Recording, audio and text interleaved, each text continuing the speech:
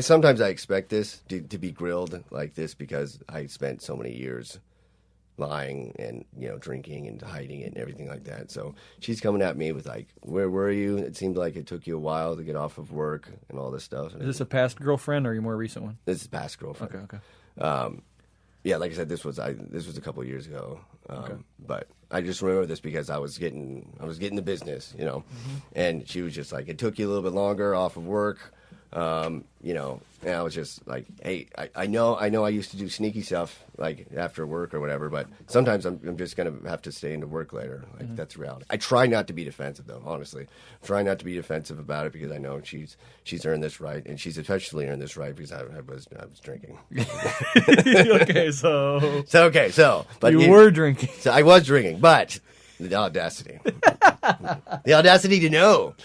So anyways, so I think I'm going to be pretty good though, because so you're actively drinking, but you're getting questioned by your girlfriend unfairly. Completely fairly. Here's why. No, here's why. Because I was prepared. So okay. I got all the ways that I would like hide everything, because she normally, like at this point in our relationship, she'd just be like, "You've been drinking because of your eyes." Mm-hmm. But clearly that wasn't the case because I had used enough Clear Eyes and I didn't drink that much, right? And then. All right. But normally it's my breath. I can smell it. She's like, I can smell it from here. It's one of yeah. But sometimes, I drank so much that I still have alcohol in my breath even when I'm not drinking anymore. Yeah. It's there. So, but I had just hit the old tongue with the peanut butter, and so I was, I felt like there's no breath thing. There's no smell. I was all cleaned up, not sweating or anything like that. So. I was just like, I have this, I don't know what she got on me. Mm-hmm. So I was like, no, I haven't been, and I didn't know what to tell her. Like we were kind of at this stalemate where she's just like, I just have this feeling you were. I was like, well, again, I'm trying to be like, because I understand, also because I was drinking. Yes. So I just like it's a crucial point. Yeah. So I was just like, I understand. I guess I can't argue with the feeling, And you have every right just because of the past history. I'm doing this very sincerely. Yeah. It's awful, but we'll get into. Okay, but the whole time I was just, I think I got this though, because there's a certain point where I was like, the other person will just be like, okay, but then the hmms turn better once you start like winning, so to speak, in the line game. They'll be like, from okay. To because it's like it's more of a to okay. Okay, and that's when you hear that okay, you're like okay. You're like in the red zone now. Like you're just so close to the touchdowns, Bill. Just run it home. Don't try anything fancy. Don't try to do some of the people like dance before they get in the end zone. Don't do anything like that. Spike the ball before it's across the goal line. Yes, exactly. So I'm just like, I know. I know there'll be times like this. So thoughtful. Wisdom so all. She goes, so she's like, okay, David, I could see the bottle protruding out of your pocket, right? I was like, oh boy. Actually, that's water. I filled up an old bottle. It's the only bottle I had. I know. No, I am a person who believes in the environment. So fuck you. No, literally this whole time, dude. This whole time, I don't realize. I think I'm climbing out of the hole.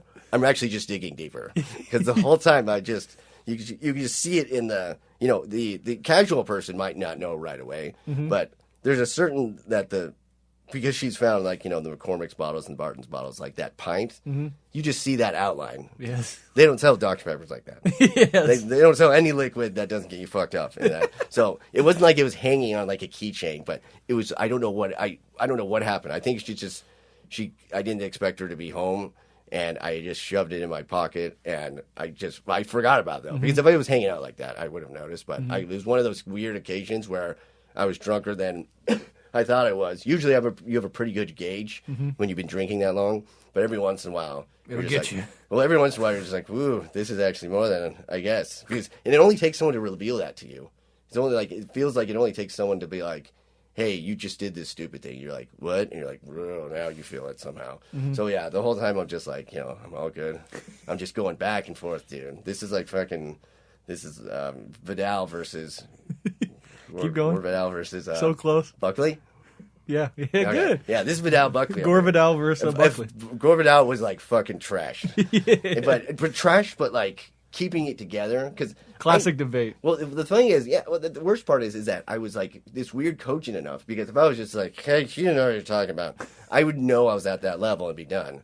But there was something just like she deserved to do this all. It's like it was perfect. I actually like that. I was like, that was pretty funny. You don't right now, but that she saw that, but wanted to just go the distance, do a little rope-a-dope. Except so she knew. She could see it immediately, yeah. And then she started the line of questioning as if she hadn't seen it to see what you were going to bring back. Yeah, and you came back with what you thought was a convincing story. Dude, I thought I was normal Vidal in that. I think he did well in that. I think so. I just know the name. Well, fucking Buckley threatened to punch him in his face. Okay, so no, I was Buckley. And called him a queer. So I was Buckley. I was just like, I'll give you a little ham sandwich right here. If you don't. No, I don't hit one.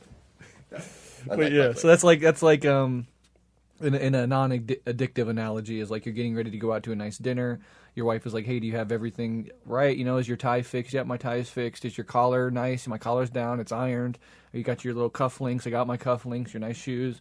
And then you look down and your dick's hanging out of your your pants. No, it's actually. God damn it! It's like it's like that guy who's going along. He's pulled over with the officer. He's like, no, I was just doing that. And he's just like, you know, you're speeding. He's like, I was heading home quickly. We just picked up, some food for the family, and I wanted to get home. He's like, oh, okay, I get that. He's like, so you're just heading there, you can't. And the whole time there's like the thing of weed, like in the passenger seat. Dude, I was gonna say that exact story. I literally wrote it down. There's a famous Cops episode where the dude gets pulled over. It's I don't know. You're probably thinking about the same thing, but it was so long ago. People can look this up on YouTube. The dude gets pulled over, and the cop starts questioning him about marijuana. He's like, have you been smoking tonight? No, sir. I don't smoke. I'm not a fan of smoking. He's like, are you sure where you're going? Blah, blah, blah. I'm going home. Nothing wrong. And then at this long line of questioning, which is pretty convincing on the part of the driver, right. The cop points to his ear and says, I can see the joint behind your ear. Oh, and then they both have a human moment where they both laugh. It is funny. And he's like, all right, turns around and gets arrested.